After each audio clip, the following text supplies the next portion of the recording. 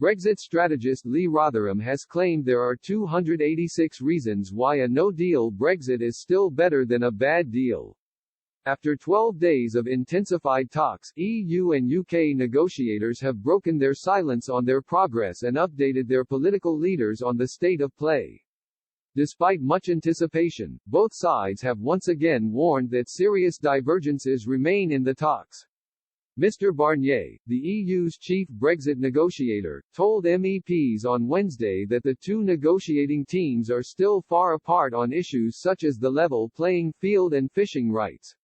He wrote on Twitter, despite EU efforts to find solutions, very serious divergences remain on the three main outstanding issues.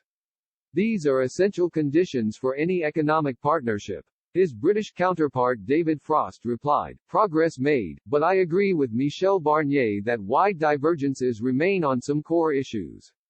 We continue to work to find solutions that fully respect UK sovereignty." Time is now running out, though, as the end of the transition period is less than 2 months away.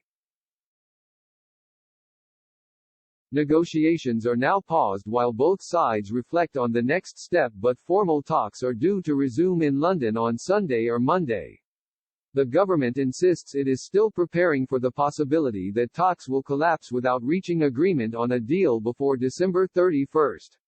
However, business leaders are fearing a dual impact from both the coronavirus pandemic and a no-deal Brexit.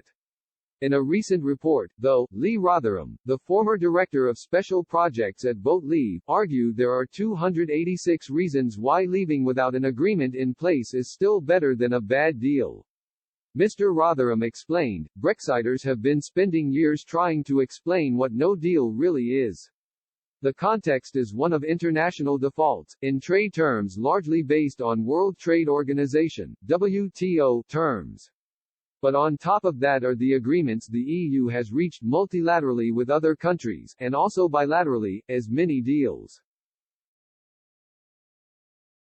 Remainers have repeatedly claimed that a cliff edge awaits Britain because the EU will not sign such arrangements, despite both the precedent and uncontentious nature of many of them.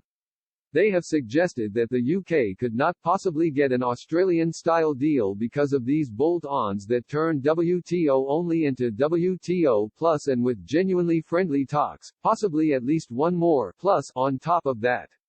The US has 147 similar agreements with the EU, while Australia has 86, Canada has 117 and Switzerland 207.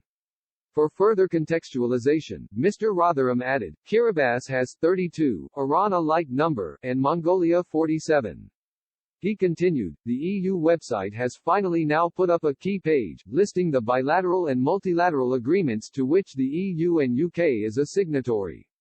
There are 286 such joint agreements in place between the UK and EU. Some no-deal vacuum. Obviously, Mr. Rotherham noted, many of these are relatively small beer, or largely irrelevant to negotiators' prime areas of concern.